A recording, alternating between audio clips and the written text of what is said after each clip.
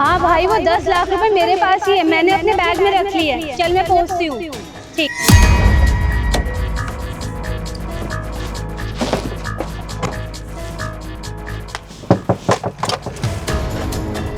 हाँ जी। वो आपके पैसे? पैसे? हाँ हाँ, मेरे ही पैसे हैं।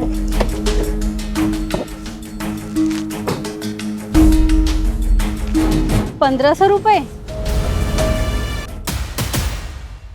वैसे तो ये मेरे नहीं है, पर फिर भी रख लेती हूँ।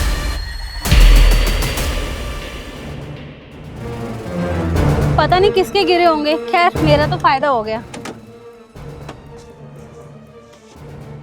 आज तो 1500 रुपए का बैठे बैठे फायदा हो गया। चलो सही है।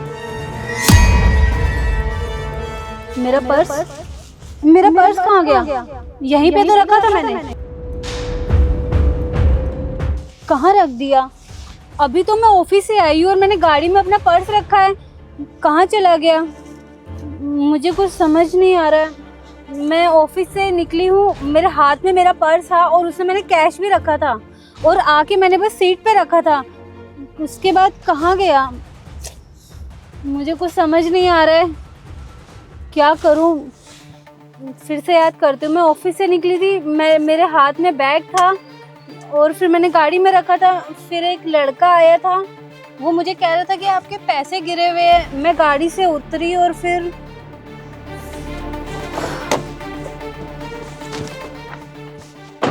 मुझे तो कुछ भी समझ में नहीं आ रहा है। मैं ऑफिस से बैग लेकर आई भी थी कि या नहीं लेके आई थी, मुझे कुछ याद भी नहीं आ रहा है। क्या करूं? एक काम करती हूँ, ऑफिस में कॉल करके पूछ लेती हूँ। हाँ यही ठीक है। हेलो पूनम जरा देखना मेरे डेस्क पर मेरा बैग रखा है क्या? देख, मुझे ना याद नहीं है कि मैं ऑफिस से लेकर आई थी कि या नहीं। तू देखकर मुझे बताना। नहीं है वहाँ पर? चल ठीक है, मैं करती हूँ। मुझे तो कुछ भी समझ नहीं आ रहा है, मैं क्या करूं? मैं ऑफिस से बैग भी लेकर आई थी लेकिन गाड़ी में तो कहीं भी नहीं है। क्या हुआ मैम? काफ़ी परेशान दिख रही हो। मैं वहाँ से खड़े होकर काफ़ी देर से देख रहा हूँ। भैया, मेरा बैग मुझे नहीं मिल रहा है। मैं ऑफिस से बस बैग लेकर आई हूँ और मेरे बैग में 10 लाख रुपए भी रखे थे और बस मैं गाड़ी में ही बैठी हूँ और इतने में मेरा बैग पता नहीं कहाँ गायब हो गया। मैं बहुत परेशान हूँ भैया, मुझे कुछ भी समझ नहीं आ रहा है कि मैं क्या करूँ भैया। अच्छा एक बात बताओ, आपके पास ऐसा कोई आदमी आया जिसने आपको कहा हो कि आपके नीचे पैसे पड़े हैं, आप उठा लीजिए? हाँ भैया, एक लड़का आया तो था मेरे पास। उसने कहा था कि आपकी गाड़ी के पास कुछ पैसे पड़े हैं और भैया वो पैसों का नाम सुन के मैं थोड़ा लालच में आ गई थी और बस मैं वो पैसे लेने के लिए नीचे उतरी थी और जब मैं मुड़ के गाड़ी में वापस बैठी तो सीट पे मेरा पर्स नहीं था और जबकि वो पर्स मुझे याद है कि मैंने सीट पर ही रखा था। पता नहीं भैया मेरा पर्स कहाँ चला गया। मिलेगा भी नहीं मैडम। अब आप इस बात को भूल जाइए और ये बात भी भूल जाइए कि आपके 10 लाख रुपए आपको वापस मिलेंगे। आपके साथ ना बहुत बड़ा स्कैम हुआ है, आपके साथ फ्रॉड हुआ है बहुत बड़ा। मैडम आप ये मत सोचिए कि ये आपके साथ हुआ है। ऐसे केस ना इंडिया में बहुत हुए हैं। 1 महीने के अंदर 40 केस आए हैं ऐसे। इन लोगों का ना बहुत बड़ा ग्रुप है और हो सकता है कि वो आपको फॉलो भी कर रहा हो और उनको पता हो कि आपके पर्स में पैसे हैं और आप गाड़ी में रखने जा रही हैं। वो क्या है ना मैडम, इन लोगों का जो ग्रुप है ना वो 3 से 4 लोगों में बटा हुआ है। वो ऐसे लोगों को फॉलो करते हैं जिनके पास कैश हो।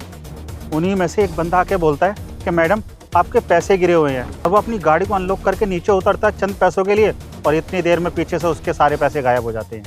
और वो बंदा ना अकेला नहीं रहा होगा, उसके साथ 2-3 लोग और होंगे। जैसे आप गाड़ी से नीचे उतरी होंगी और पीछे से आके आपकी गाड़ी से हाथ साफ करके निकल गए। देखिए मैम, ये फ्रॉड आपके साथ भी हो गया। देखिए मैम, मैं तो बस एक ही बात आपको कहूँगा कि अब आप उस बात को भूल जाइए कि वो पैसे आपको मिलेंगे।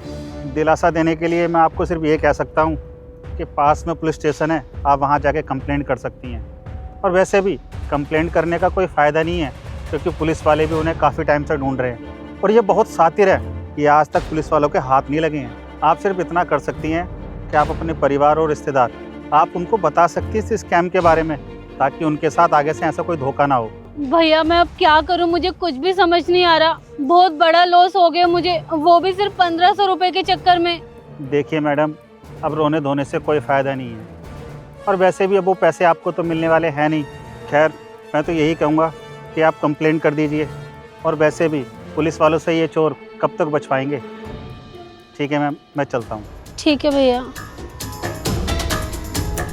शिट यार, चंद पैसों के लालच में मेरे 10 लाख रुपए का नुकसान हो गया। सबसे पहले तो पुलिस स्टेशन में कॉल करती हूँ। Hello police station,